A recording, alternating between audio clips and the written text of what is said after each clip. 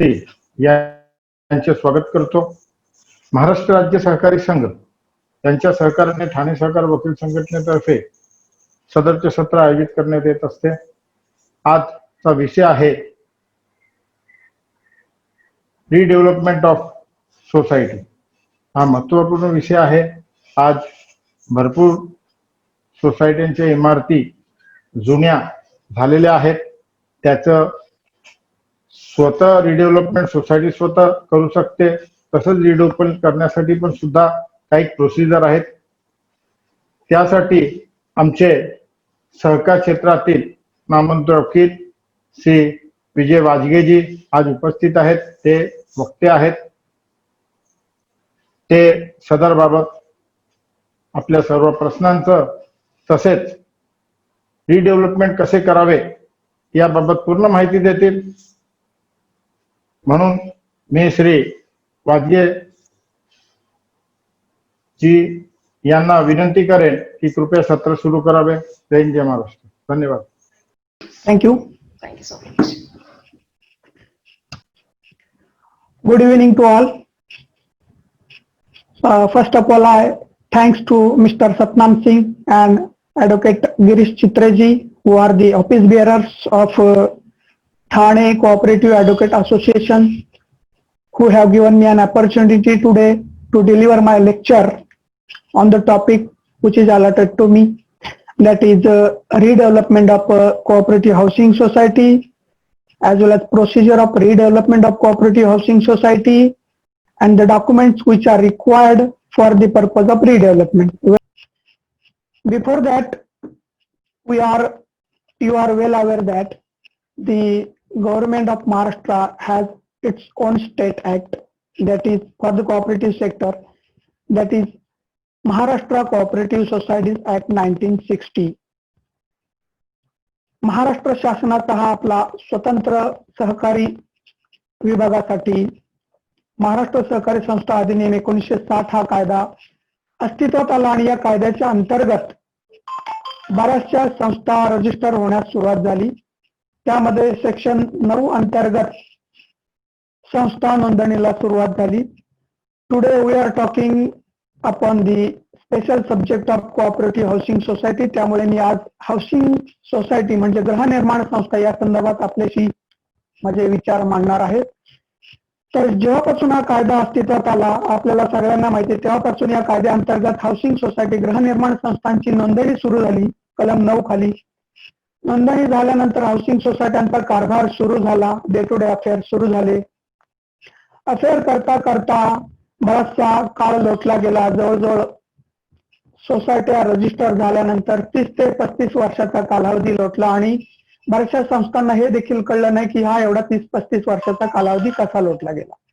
परंतु 30-35 वर्ष झाल्यानंतर सोसायट्यांच्या असं लक्षात आलं की आता आपल्या इमारती या जुन्या झालेल्या आहेत, मोडकळीला आलेल्या आहेत आणि आता या केवळ रिपेअर करून चालणार नाही, तर त्या आपल्याला पूर्णपणे नव्याने बदलून त्या ठिकाणी रिडेव्हलपमेंट करून नवीन स्ट्रक्चर उभं करणं जरुरीचं आहे। असं लक्षात जेव्हा आलं त्यावेळेला संपूर्ण महाराष्ट्रभर त्या संदर्भात चर्चा सुरू झाल्या आणि जो एमसेस ऍक्ट अस्तित्वात आला होता त्या कायद्यामध्ये या जुन्या झालेल्या संस्थांसाठी कुठल्याही प्रकारची पुरेशी अशी तरतूद त्या कायद्यामध्ये नव्हती आणि त्याच्यामुळे अनेक साऱ्या तक्रारी महाराष्ट्र गव्हर्नमेंटकडे सादर केल्या गेल्या।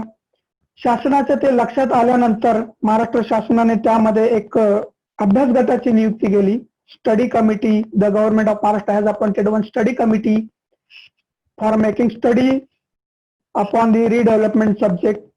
त्यानंतर ही जी कमिटी अभ्यास गटाची नियुक्ती स्थापन झाल्यानंतर या अभ्यास गटाने महाराष्ट्र शासनाला एक रिपोर्ट सादर केला आणि त्या रिपोर्टमध्ये अहवालामध्ये त्यांनी महाराष्ट्र शासनाला महाराष्ट्रामध्ये जेवढ्या हाऊसिंग सोसायट्याज आहेत, गृहनिर्माण संस्था आहेत, या संस्थांच्या इमारतींचा पुनर्विकासासंदर्भात धोरण ठरवण्यासंदर्भातची विनंती केली आणि त्याचबरोबर या अभ्यास गटाने महाराष्ट्र शासनाला रिडेव्हलपमेंट संदर्भात काहीतरी आदेश, निर्देश किंवा नियमावली बनवण्यासंदर्भात सूचना केल्या। या अभ्यास गटाच्या रिपोर्टच्या अनुषंगाने गव्हर्नमेंट ऑफ महाराष्ट्राने त्याच्यावर चर्चा विचार विनिमय करून आपला जो स्टेट गव्हर्नमेंटचा जो कोऑपरेटिव्ह अँड टेक्सटाईल डिपार्टमेंट आहे, that department cooperative and textile department has finally prepared one government resolution for the purpose of redevelopment of cooperative housing society in all over the state and issued the said circular on 3 January 2009 by taking help of section 79A of MCS Act 1960. MCS Act means Maharashtra Cooperative Societies Act 1960. अशा प्रकारे सर्वात प्रथम 3 जानेवारी 2009 रोजी कलम 79A या अंतर्गत महाराष्ट्र शासनाने government resolution पारित करून नियमावली तयार केली आणि ती संपूर्ण राज्यासाठी लागू केली की ज्या नियमावली अंतर्गत सहकारी संस्थांचा पुनर्विकासाचा मार्ग मोकळा झाला. या सर्क्युलर आल्यानंतर महाराष्ट्र राज्यामधील बहुतांशी जे आपले मेट्रोपॉलिटन सिटी आहेत त्यामध्ये मुंबई, ठाणे, पुणे, नाशिक, औरंगाबाद, नागपूर या ठिकाणी मोठ्या प्रमाणात या रिडेव्हलपमेंटच्या कामाला सुरुवात झाली. 2009 ते पुढे जवळजवळ 10-12 वर्ष या कालावधीमध्ये संस्थांच्या रिडेव्हलपमेंटच्या संदर्भात कामं चालू असताना त्या दरम्यान देखील अनेक तक्रारी बऱ्याचशा सोसायटींना सामोरं जावं लागलं. त्याच्यामध्ये बरेचसे लिटिगेशन व्हायला लागले. लिटिगेशन होता होता ट्रायल कोर्ट, कधी कोऑपरेटिव्ह कोर्ट, कधी सिव्हिल कोर्ट, त्यानंतर कधी उच्च न्यायालय, अशा प्रकारचं कामकाज चालू राहिलं. त्यानंतर बऱ्याचशा अशा अडचणी येऊ लागल्या आणि साधारण मला वाटतं 2013 मध्ये दी government of India has published and notified the 97th constitutional amendment and in that amendment the government of India has directed all states to implement the directions given under that 97th constitutional amendment.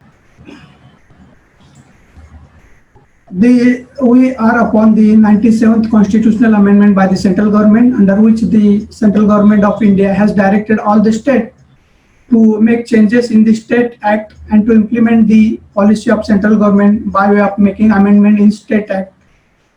Upon that constitutional amendment, our state government of Maharashtra took initiative and took various efforts and tried to make amendment in the act, which were came into force in year I think 2013. महाराष्ट्रामध्ये 97 ची घटना दुरुस्ती झाल्यानंतर आपल्या सहकारी कायद्यामध्ये पहिल्यांदा 2013 साली बदल करून नवीन कायदा आणला गेला आणि हा कायदा आणताना महाराष्ट्र शासनाने हा जो आज मला टॉपिक अलॉट केलेला आहे रिडेव्हलपमेंट या संदर्भात देखील पॉलिसी संदर्भात अभ्यास करून मोठ्या प्रमाणात विचार केला होता. सर्वात प्रथम हा 97th कॉन्स्टिट्यूशनल अमेंडमेंट आल्यानंतर देखील या रिडेव्हलपमेंटच्या टॉपिकला या विषयाला चालना दिली गेली. त्यानंतर पुढे साधारण बऱ्याचशा तक्रारी होत गेल्या गव्हर्नमेंट ऑफ महाराष्ट्राकडे, कोऑपरेटिव्ह डिपार्टमेंटकडे. बरेचसे सभासद लोक देखील या रिडेव्हलपमेंटच्या संदर्भात अगदी म्हणजे त्यांना समाधानकारक असं फंक्शनिंग होत नव्हतं आणि त्यामुळे स्टेट गव्हर्नमेंट ऑफ महाराष्ट्राने या संदर्भात हाऊसिंग फेडरेशन आणि वेगवेगळ्या संस्थांकडून पुन्हा ओपिनियन मागवली अगदी. आणि त्यानंतर मला वाटतं पुन्हा एकदा आपल्या महाराष्ट्र शासनाने आपल्या या महाराष्ट्र सहकारी कायद्यामध्ये मोठ्या प्रमाणात बदल करावायचं ठरवलं आणि त्या अंतर्गत 9 मार्च 2019 रोजी महाराष्ट्र शासनाने अध्यादेश काढून स्वतंत्र स्वरूपाचं हाऊसिंग चॅप्टर आपल्या या सहकारी कायद्यामध्ये समाविष्ट करण्याचा निर्णय घेतला. इन द सेन्स 9 मार्च 2019 रोजी हे स्वतंत्र जे चॅप्टर आहे हाऊसिंग सोसायटीचं ते आपल्या कायद्यामध्ये समाविष्ट करून त्याला इम्प्लिमेंटेशन देण्याचा प्रयत्न आपल्या स्टेट गव्हर्नमेंटने केला.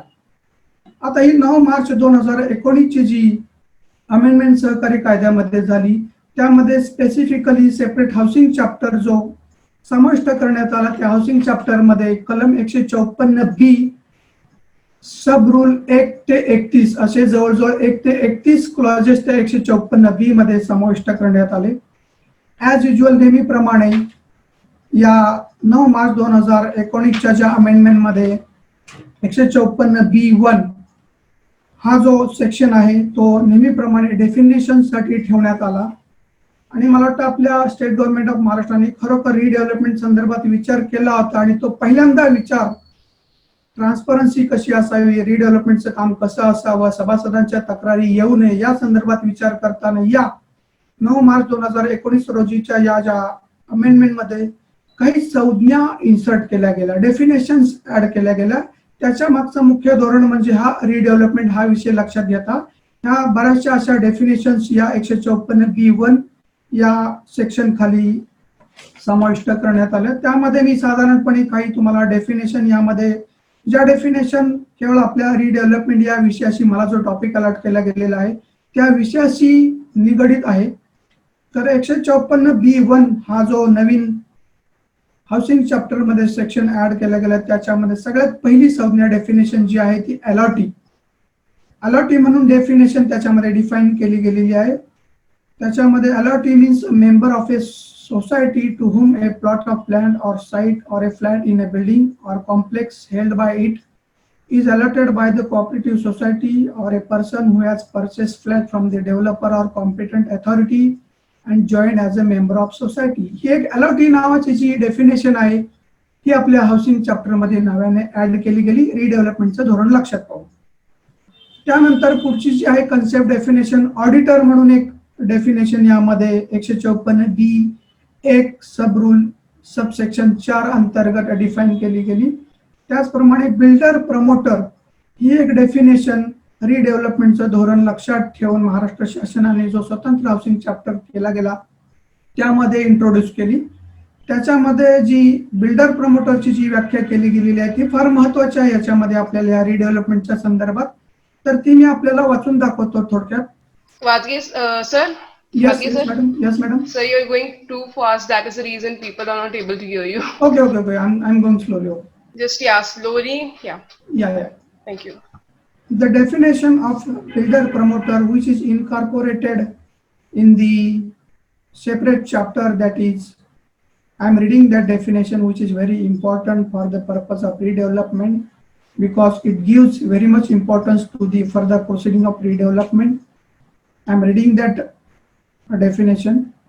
A person who construct or causes to be constructed an independent building or a building consisting flat or converts an existing building or a part thereof into flat, including the redevelopment of building or buildings for the purpose of selling or some of the flat to other person and includes his assignees, or a person to develop land into project whether or not the person also constructs structures on any of the plots for the purpose of selling to other person or some of the plot in the said project whether with or without structure thereon, or any development authority or any other public body in respect of allotee of. ही एक नवीन definition त्याच्यामध्ये रिडेव्हलपमेंटचा विषय लक्षात ठेवून introduce केली गेली. त्यानंतर corpus fund ही एक definition the government of Maharashtra has introduced in housing chapter. Corpus fund means payment received or receivable by the society from the developer in lieu of surrounding its development rights of plot by way of a registered document or contributed by member for any purpose as decided in general meeting. Another next definition which is incorporated in the chapter, that is committee. Committee means the managing committee or other governing body of a society to which the directions and control of the management of the affairs of society is entrusted. Next definition is committee members, which is defined in this newly added section 154B 110. Committee member means a member of society who has been elected or co-opted or nominated in accordance with act, rules and bylaws of the society. Thereafter, next definition, I am reading only the definition which are incorporated only for the purpose of redevelopment. There are so many definitions in this newly amended act, but I am only pointing out the definitions which are important for my today's lecture. The next definition is flat. Flat means block, chamber, prevailing unit, apartment, office, showroom, shop, godown, premises, suite, tenement, unit, or by any other name, means a separate and self-contained part of any immovable property, including one or more room or enclosed spaces located on one or more floors or any part thereof, in building or on a plot of land, used or intended to be used for any residential or commercial use, such as a residence, office, shop, showroom, or godown, or for carrying on any business, occupation, profession, or trade, or for any other type of use ancillary to the purpose specified. This is the definition of flat, which is incorporated with a view to looking into the redevelopment subject. Now next definition is incorporated, that is housing society. He definition फार महत्वाची आहे कारण याच्यामध्ये redevelopment संदर्भात specifically incorporate केलं गेलेलं आहे contents. I am reading that definition. Housing society means A society the object of which is to provide its member with open plot for housing, dwelling houses or flats, or if open plot, the dwelling houses or flats are already acquired, to provide its members common amenity and services, and it is important, and to demolish existing building and reconstruct or to construct additional tenement or premises by using potential of the land. This definition is very important, which is inserted under the head of housing society with a view of redevelopment of society. Therefore, this is very important. Now I am turning to the next definition, that is member. Member means a person joining in an application for the registration of housing society, which is subsequently registered, or a person duly admitted to membership of society after its registration, and includes associate or joint or provisional member. This definition is also one of the important definition which is incorporated in the newly amended chapter, housing chapter. Now, one of the more definition, that is officer. Officer means a person elected or appointed by society to any office according to its bylaws, and include any office bearer such as chairperson, vice chairperson, president, vice president, secretary, joint secretary, treasurer, joint treasurer, member of committee, manager, or any other person by other name called, elected or appointed under this act. Another definition is plot, which is important. Plot means a piece of land numbered and shown as one plot in a layout sanction or to be sanctioned.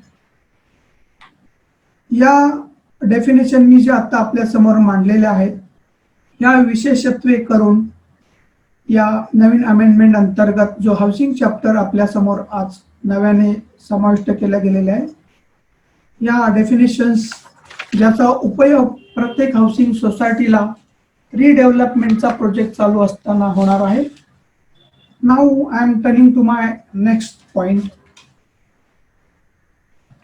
Now what is exactly the redevelopment? Redevelopment म्हणजे नक्की काय?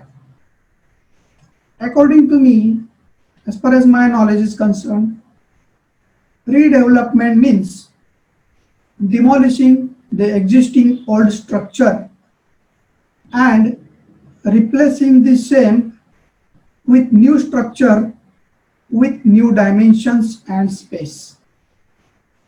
साध्या सोप्या आणि सरळ भाषेमध्ये redevelopment म्हणजे आत्ताची जी एक्झिस्टिंग जुनी झालेली, मोडकळीस आलेली, जीर्ण झालेली इमारत हाऊसिंग सोसायटीची आहे, ही इमारत पाडून डिमॉलिश करून तिच्या जागी पुन्हा नवीन बिल्डिंग बांधणे, जिच्यामध्ये नवीन स्पेसिफिकेशन, प्लान्स, डायमेन्शन्स आणि नवीन सोयी सुविधांचा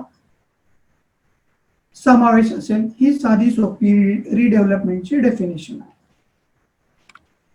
after defining redevelopment, I am moving to the next point, that is what are the basic and mandatory requirement for redevelopment?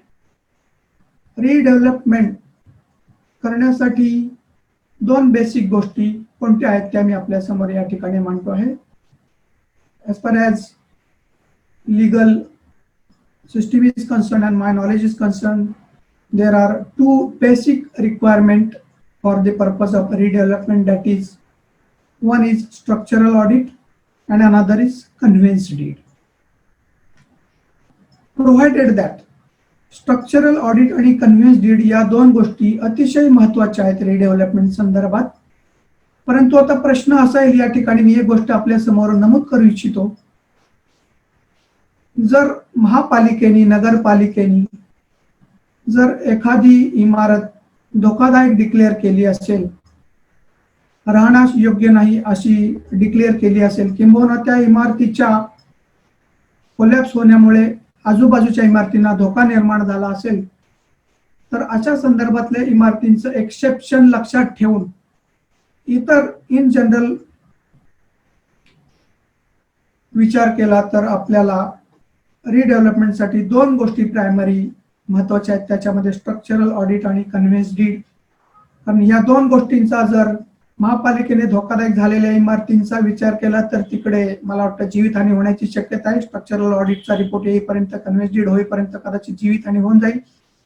त्यामुळे काही स्पेसिफिक एक्सेप्शन जर सोडले तर इतर इन जनरल केसमध्ये रिडेव्हलपमेंट संदर्भात दोन गोष्टी महत्वाच्या आहेत, स्ट्रक्चरल ऑडिट आणि कन्व्हेन्स डीड. आता हे कुठून, कसं आणि कशा प्रकारे करायचे?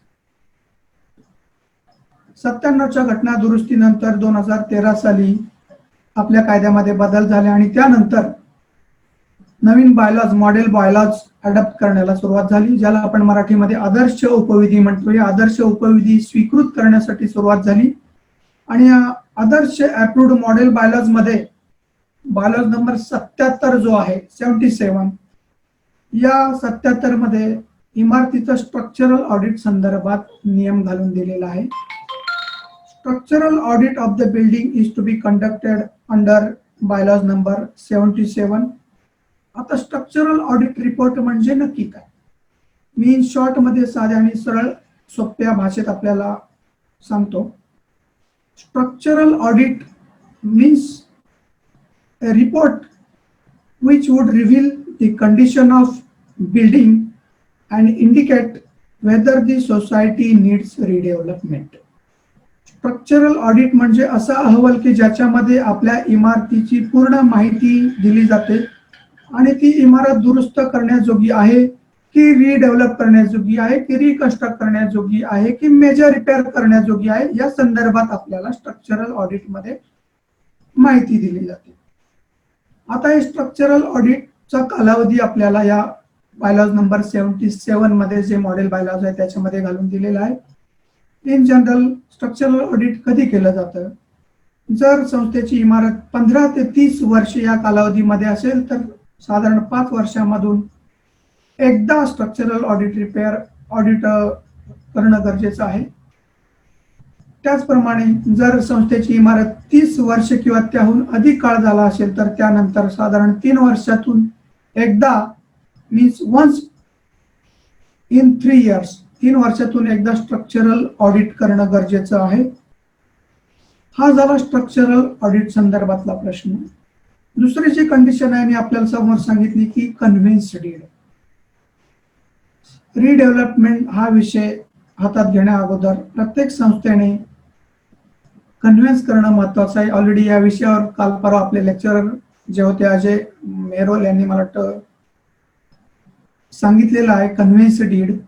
कन्व्हेन्स डीड म्हणजे अशी संकल्पना आहे की ज्यामध्ये आपली संस्था, संस्थेची इमारत आणि संस्थेची जागा ही गव्हर्नमेंटच्या रेव्हेन्यू रेकॉर्डला जो 7/12 असतो किंबहुना मेट्रोपॉलिटन सिटीमध्ये जो प्रॉपर्टी कार्ड असतो त्याच्यावर आपल्या संस्थेच्या नावाची नोंदणी झाल्यानंतर रिडेव्हलपमेंटच्या कामामध्ये रिडेव्हलपमेंट संदर्भात लोकल बॉडीला जे परमिशन्स करण्यासाठी अर्ज केले जातात त्यावेळेला संस्थेला अधिकार प्राप्त होतात स्वतःच्या नावाने अर्ज करण्यासाठी.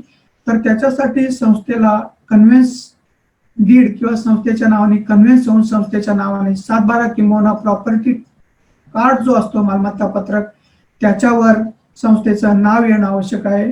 या दोन गोष्टी बेसिक आपल्याला रिडेव्हलपमेंट संदर्भात पाहावयास मिळतात. आता बऱ्याच वेळेला प्रश्न असा उद्भवतो की रिडेव्हलपमेंट संदर्भात 30 वर्षाच्या इमारती ज्यांना झालेल्या नाहीत, परंतु बऱ्याचशा सभासदांना जर रिडेव्हलपमेंट करायचं असेल तर ते होऊ शकेल का? तर मी आपल्याला याद्वारे ऑनलाईन लेक्चरद्वारे सांगू इच्छितो, जरी आपल्या इमारती 30 वर्षाच्या आतमध्ये असेल तर त्याच्यासाठी आपल्याला जर रिडेव्हलपमेंट करायचं असेल तर तत्पूर्वी आपल्याला स्ट्रक्चरल ऑडिट रिपोर्ट घेणं गरजेचं आहे. आणि त्या रिपोर्टमध्ये जर तशा प्रकारचे फाइंडिंग जर आपल्याला आढळून आले तरच आपण 30 वर्षाच्या आतमध्ये देखील आपल्या संस्थेच्या इमारतीचा पुनर्विकासाच्या कामकाजाला हात घालू शकता. ही एक बेसिक त्याच्यामध्ये कंडिशन आहे. त्याच्यामध्ये आता जो स्ट्रक्चरल ऑडिट करतो ही व्यक्ती कोण असावी हे मी आपल्याला एक थोडक्यामध्ये सांगतो. Rule 77 of bylaws model bylaws also further states that the structural audit shall be conducted by the engineer architect from the panel of municipal corporation in case of society which are within the limit of municipal corporation. In case of other societies, structural audit shall be carried out by the government approved engineer. या bylaws number 77 मध्ये clear cut दिलेला आहे structural audit कोणी करायचं आणि तो कोण असावा. Now I am moving to my next point. Redevelopment म्हणजे काय झालं? गव्हर्नमेंटची पॉलिसी झाली. रिडेव्हलपमेंटसाठी मॅन्डेटरी 2 रिक्वायरमेंट काय त्या मी आपल्या समोर मांडल्या. त्याच्यानंतर आता पुढे रिडेव्हलपमेंट. रिडेव्हलपमेंटचे फायदे काय? What are the advantages of redevelopment? रिडेव्हलपमेंटचे फायदे त्याच्यामध्ये मी आपल्याला काही म्हणजे पॉइंट्स मी तयार केलेले आहेत. त्याच्यामध्ये सगळ्यात पहिला महत्त्वाचा फायदा म्हणजे member will get better plan and design flat with all amenities. thereafter society will get planned office premises with toilet and bathroom facility.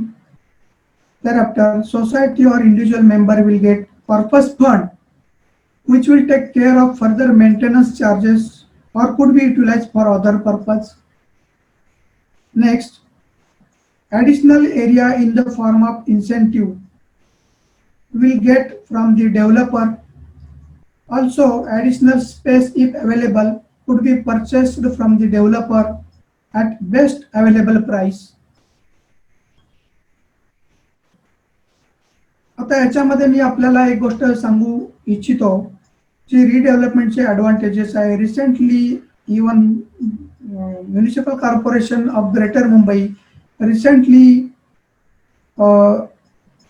Made amendment in DC rule, development control rule under rule 33(7) आणि 33(14) which provides for redevelopment of housing society. शासनाने आपल्या या policy बनवलेली आहे की रिडेव्हलपमेंटच्या प्रोजेक्टमध्ये housing सोसायट्यांना साधारण त्यांच्या ॲक्च्युअल जे बांधकाम आहे त्या बांधकामाच्या व्यतिरिक्त जवळजवळ 30 ते 40% इतका अतिरिक्त वाढीव बिल्टअप एरिया या DC रूल 33(7) आणि 33(14) तरतुदीचा आधार घेऊन शासनाने देण्याचं त्या ठिकाणी ठरवलेलं आहे. आणि मला वाटतं मुंबई सारख्या मेट्रोपॉलिटन शहरामध्ये या कामाला सुरुवात देखील झालेली आहे. 33(7) आणि 33(14) हे जे DC रूल आहे या रूलच्या अंतर्गत जवळजवळ 30 ते 40% बिल्टअप एरिया संस्थांना केवळ कोऑपरेटिव्ह हाऊसिंग सोसायटीच्या रिडेव्हलपमेंट संदर्भात अतिरिक्त स्वरूपाचा एरिया आपल्याला प्राप्त होऊ शकतो. ही महत्वाची तरतूद DC रूल मध्ये रिसेंटली केली गेलेली आहे. त्याचप्रमाणे next advantage is modern facilities amenities like lift, intercom system, smoke detector, fire fighting, alarm system, concealed plumbing, concealed wiring, electricity, telephone, cable TV will be also available in redevelopment project after getting flats in a redeveloped building. Next advantage is stilt or underground parking which will be available, which will be utilized space on the ground. Another benefit advantage of redevelopment is society as well as indirectly member of society will get clubhouse facility, swimming pool facility, gymnasium, community hall, etc. will be available to the society and its member after redevelopment. These all are the benefits, advantages of redevelopment which I have put before all of you, and I try my level best to satisfy all of you. Now I am turning to the next point, that is the topic which is allotted to me, the procedure of redevelopment as well as the guidelines issued by the government for the purpose of redevelopment. This is very important topic and point upon which today I am delivering my further online lecture. Before that, I would like to draw the attention of all our, that is, our government of Maharashtra issued, earlier I said that 3rd January 2009, the resolution which was issued by the government of Maharashtra, which was replaced by the government of Maharashtra on 4th of July 2019. Because what happened, after issuing the first resolution, that is 3rd January 2009, there were also so many problems were arises in the redevelopment project, and by taking help of 97th constitutional amendment as well as by taking help of newly inserted amended housing chapter in the MCS Act 1960, the government of Maharashtra went further by taking help of section 79A, under which our state government of Maharashtra has issued new government resolution on 4th of July 2019 by replacing the entire earlier resolution dated 3rd January 2009.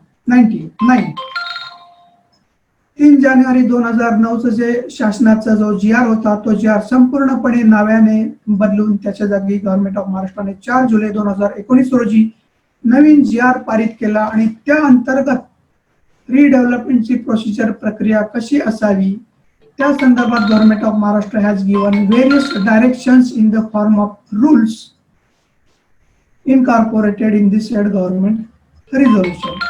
Now I am coming to the important point, that is, what is the procedure of actual redevelopment, what are the guidelines issued by state government of Maharashtra in such a government resolution dated 4th July 2019. Now I am not taking much more time of all of you and moving to the said provisions of 4th July 2019, which are very essential, mandatory and important while doing actual redevelopment project. The government of Maharashtra, while issuing the government resolution, it has been incorporated on or about 20 clauses, 20 sub-rules, 20 rules have been incorporated in this newly added government resolution for redevelopment. Now I am starting to satisfy all of you. What are the clauses, what are the rules incorporated by the state government of Maharashtra in this earlier redevelopment resolution? The clause number 1st of this said resolution states that if the competent authority declare that building of cooperative housing society is devastating or in the state of collapse or danger for residing or danger for going through that building or cause danger to any neighboring structure or place and the society eligible for redevelopment according to DC rule, then society can take decision of redevelopment. साध्या आणि सरळ सोप्या भाषेमध्ये मी आपल्याला सांगतो, जर महापालिका क्षेत्रामध्ये किंबहुना नगरपालिकेने त्यांच्या क्षेत्रामध्ये असलेली एखादी इमारत धोकादायक म्हणून जाहीर केली, घोषित केली, किंबहुना एखाद्या हाऊसिंग संस्थेची इमारत मोडकळीला आलेली असेल तर त्या संदर्भात रिडेव्हलपमेंट करण्यासंदर्भातले अधिकार त्या संस्थेला आणि त्या संस्थेच्या जनरल बॉडीला या क्लॉज नंबर 1 च्या रिझोल्युशन प्रमाणे देण्यात आलेले आहेत.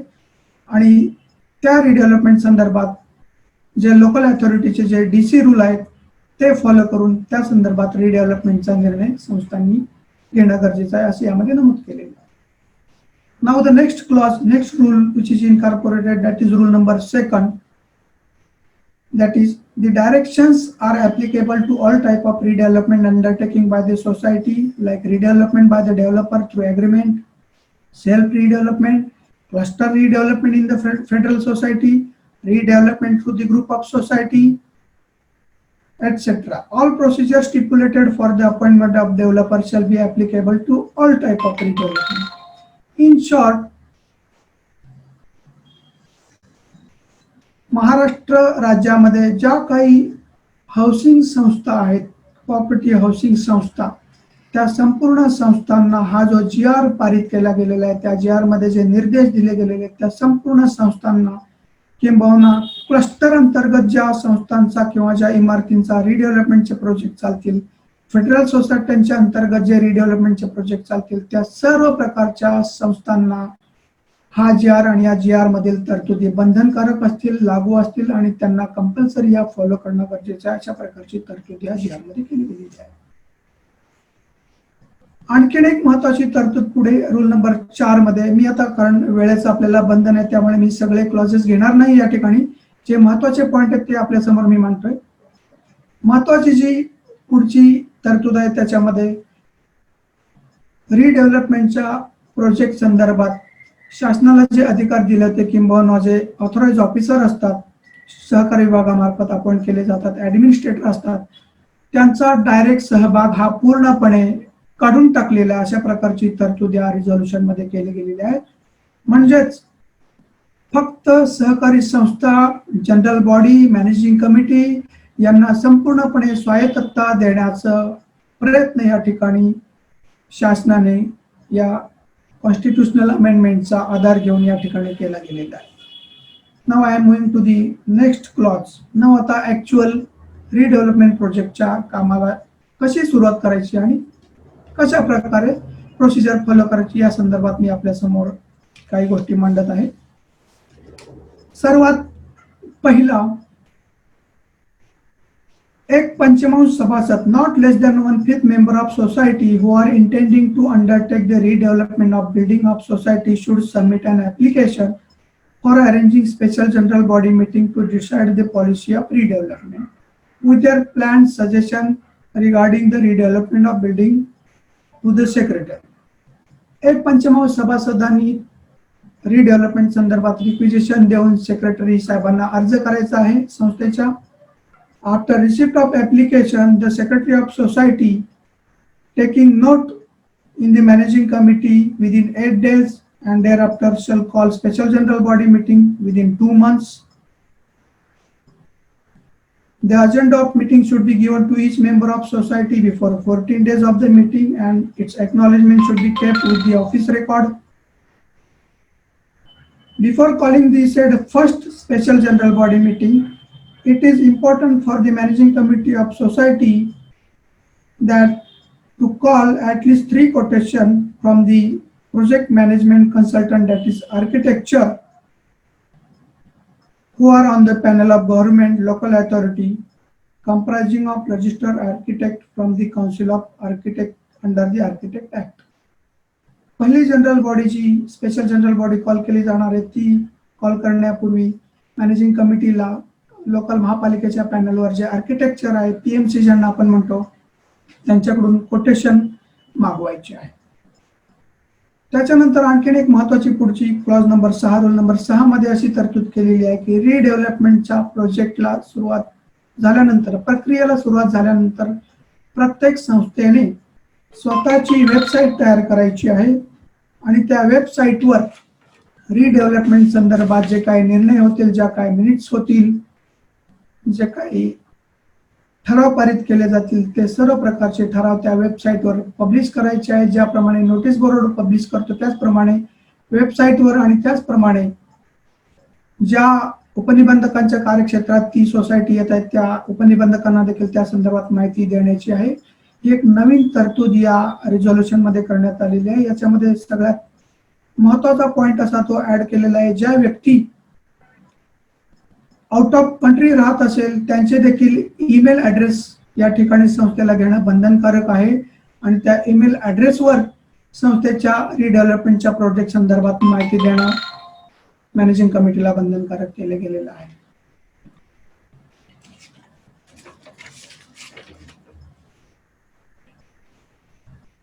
त्यानंतर पुढचा जो पॉइंट आहे, ही जी पहिली स्पेशल जनरल बॉडी कॉल केली गेलेली आहे त्या जनरल बॉडीमध्ये कोणकोणते सब्जेक्ट विचारात घेतले गेले पाहिजे.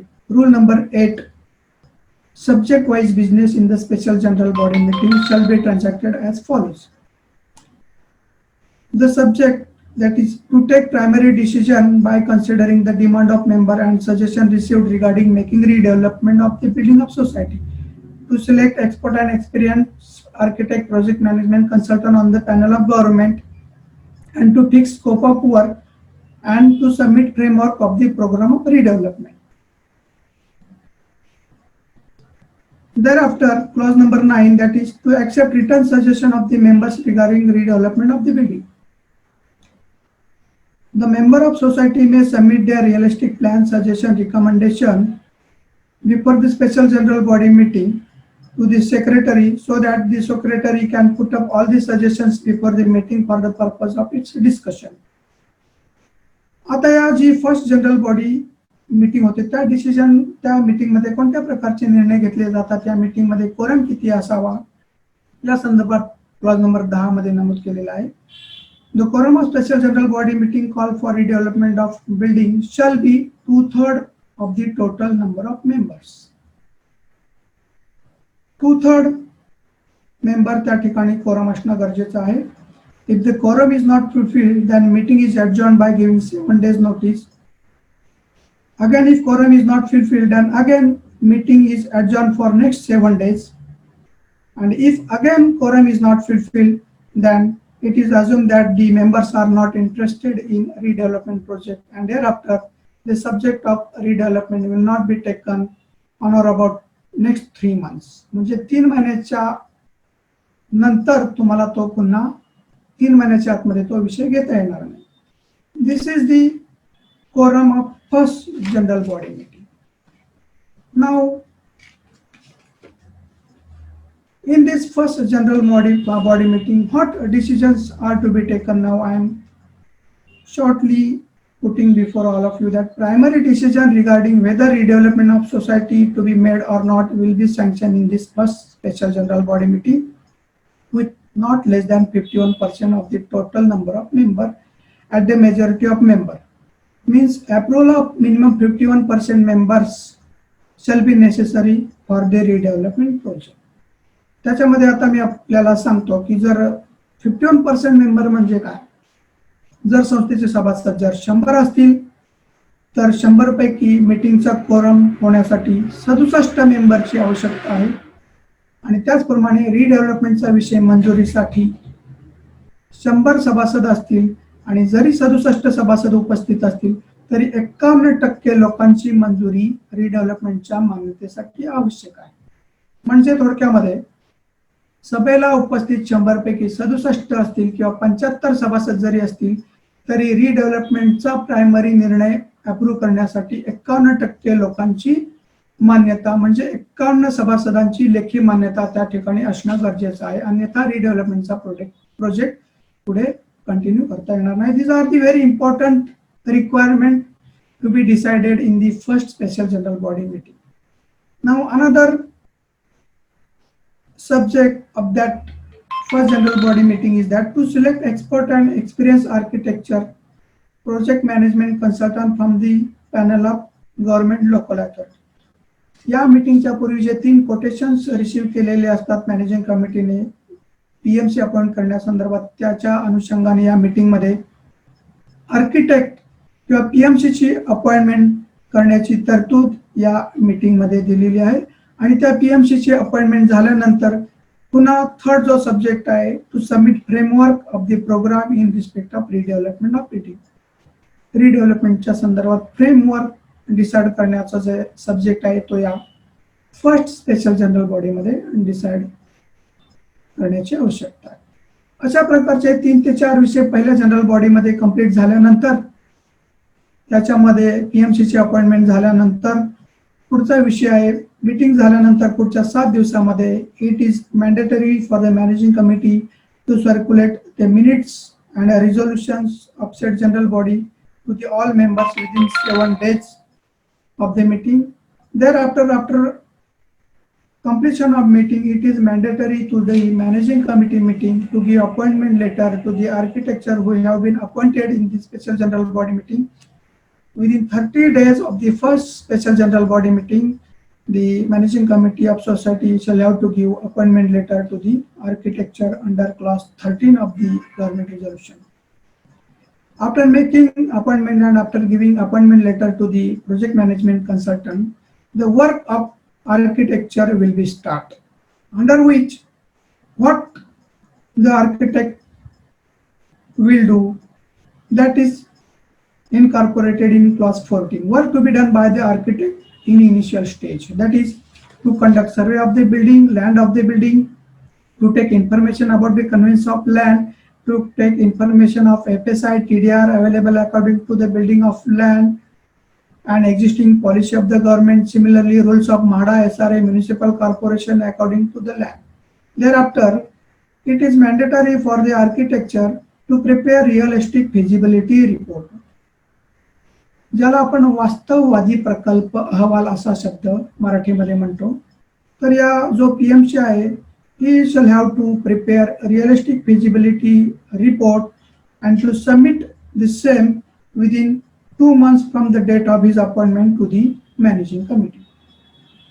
Now I am moving further, that is procedure after receiving redevelopment feasibility report.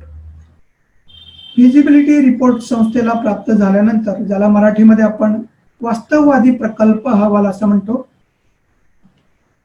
After receiving feasibility report, the secretary of society shall call managing committee by inviting architecture or advisor, and by considering the suggestion of the all member in that meeting, the approval to the feasibility report shall be taken.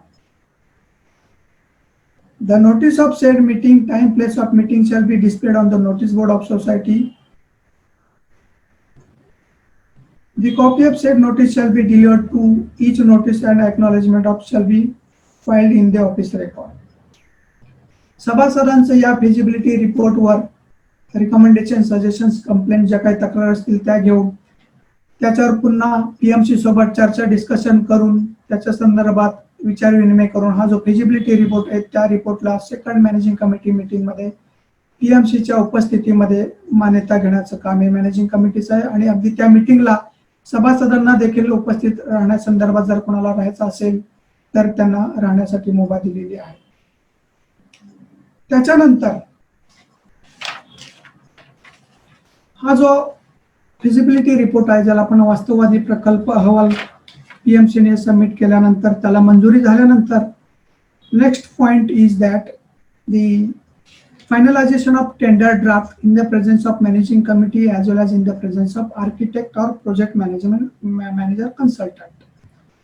While finalizing the tender draft, it is compulsory and mandatory that the matter of carpet area and corpus fund permanent and by fixing other technical matters. जो मराठीमध्ये आपण त्याला tender draft, निविदा मसुदा हा final करताना याच्यामध्ये एक महत्त्वाची तरतूद या ठिकाणी केली गेलेली आहे की निविदा मागवताना कॉर्पस फंड किंवा कार्पेट एरिया या दोन गोष्टीपैकी एक गोष्ट कंपल्सरी करून फायनल करून तशा प्रकारच्या टेंडरचा निविदा मसुदेचा ड्राफ्ट फायनल करून तो it is mandatory for the managing committee to publish it in local newspaper and or to publish it on notice board and copy thereof also to be delivered to the concerned deputy registrar. Tender प्रसिद्ध केल्यानंतर tender received होण्याच्या शेवटच्या तारखेला on the last date of the tender to be received, the secretary of society shall have to prepare a list that how much tenders received on the last date of the tender, and he has to disclose the said fact on the notice board as well as to the registrar office. After preparation of tender notice, the secretary of society shall call the managing committee meeting within 15 days in presence of authorized representative as well as in the presence of architect, PMC consultant, who shall have to prepare comparative table by scrutinizing all tenders by checking the merits, reputation, experience and competitive rates of the tender holder which were received. ज्या निविदा मागवण्यात आलेल्या आहेत त्या निविदांवर चर्चा केल्यानंतर त्या संदर्भात तुलनात्मक तक्ता तयार करून तो तुलनात्मक तक्ता त्याला मंजुरी घेण्याचं काम या ठिकाणी मॅनेजिंग कमिटीला करायचं आहे. आता या ठिकाणी there should be minimum 3 tenders are compulsory. If minimum 3 tenders will be received, the meeting will be proceeded further. But if less than 3 tenders are received, then minimum 1 week extension period should be given. Even after giving one week period, if less than 3 tenders received, then again second time 1 week time extension will be given. And even after granting 15 days for the tenders, if no any tenders will be received, at that time the secretary of the society and PMC will proceed further on the basis of available tenders. Thereafter, the next rule which is incorporated in the resolution, that is rule number 17, which is very important to select the developer contractor. ही सगळ्यात महत्त्वाची stage आहे की ज्यामध्ये अनेकदा बऱ्याचशा ठिकाणी तक्रारी आणि कंप्लेंट्स होतात आणि त्याच्या अनुषंगाने ही जी महत्त्वाची स्टेप्स आहे to select the developer. To appoint या डेव्हलपर सिलेक्ट करण्याच्या अगोदर it is a duty of the managing committee of society to get it appointed the authorised officer from the registrar office, and by taking his prior appointment and by fixing the date and timing, the secretary of society shall have to call the second special general body meeting of the society for the purpose of selection of developer and to fix the scope framework of the developer. After appointment of authorized officer, the secretary shall have to give 14 clear days notice to all the members of society for the special general body meeting, and to keep the record and acknowledgement with the record of society, and also copy thereof also to be intimated to the registrar office. Now, the secretary of society shall have to upload the agenda on the website of society. At the same time, the representative of the registrar office shall ascertain the authorized representative of those whose tender are to be submitted and present. Similarly, make an arrangement for the video sitting of the special general body meeting at the cost of society. No one other than the bona fide member is allowed to be present in the said meeting. For this, it is necessary that members should keep the identity card with them at the place of meeting. For the purpose of quorum, again 2/3 quorum is required for the said second general body meeting. Now, in the said second general body meeting, the finalization and selection of development took place. For that purpose, again 51% majority is required out of total member. म्हणजे 100 जर सभासद संस्थेचे एकूण असतील तर त्याच्यापैकी 51% सभासदांची संमती डेव्हलपरच्या नियुक्तीसाठी कंपल्सरी आहे. त्याच्यामध्ये जर 100 पैकी 67 सभासद उपस्थित असतील किंबहुना त्याच्यापेक्षा जास्त असतील तरी देखील कमीत कमी 51 सभासदांची लेखी संमती डेव्हलपरच्या नियुक्तीसाठी आवश्यक आहे. अशा प्रकारे डेव्हलपरची नियुक्ती त्या ठिकाणी केली जाते. At while making selection of developer, the general body has to take discussion on various points, that is to give comparative information regarding the tender selected for the presentation, to present tender serially, to select one developer, to take consent from the developer, to take information of the next course of action. These are some of the subjects to be decided in the special general body meeting. Now, after selection of developer in the second special general body meeting, it is mandatory to the managing committee to give appointment letter to the developer. Now I am turning to the next rule, that is rule number 18. After appointment of developer, it is mandatory to the managing committee to execute the redevelopment agreement with the developer. The period for execution of agreement is 3 months from the date of special general body meeting. The committee shall have to execute a redevelopment agreement with the developer within 3 months from the special general body meeting. Now, what clauses are required to be added? That is very much important. The rule itself says that so many points are required to be added in the redevelopment agreement which will be executed with the developer. I am not taking much more time, but very much important points which is necessary to all of you, because all redevelopment project further proceeding will be depend upon the terms and condition of the redevelopment agreement.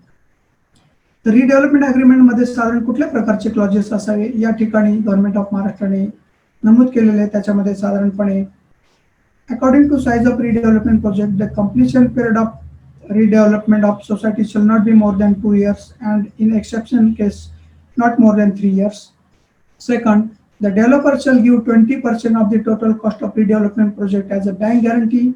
Thereafter, the developer shall make available alternative residential facility till the completion of project in the same area if possible to the members in redevelopment period, or shall make an arrangement of making payment of such monthly rent and deposit as acceptable to members, or shall make available such transit cab. The development agreement with the society and permanent alternate accommodation agreement with the individual member shall be registered under the Registration Act. Another new member will be admitted in the society after completion of redevelopment project and with the approval of general body of society. Also, there should be clear mention in the agreement that carpet area should be made in the agreement according to the Real Estate Act 2016.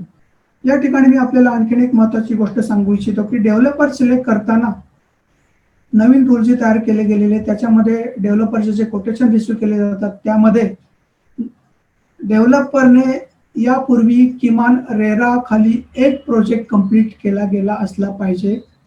अशाच प्रकारच्या डेव्हलपरला त्या ठिकाणी सिलेक्शनसाठी संधी दिली जाते.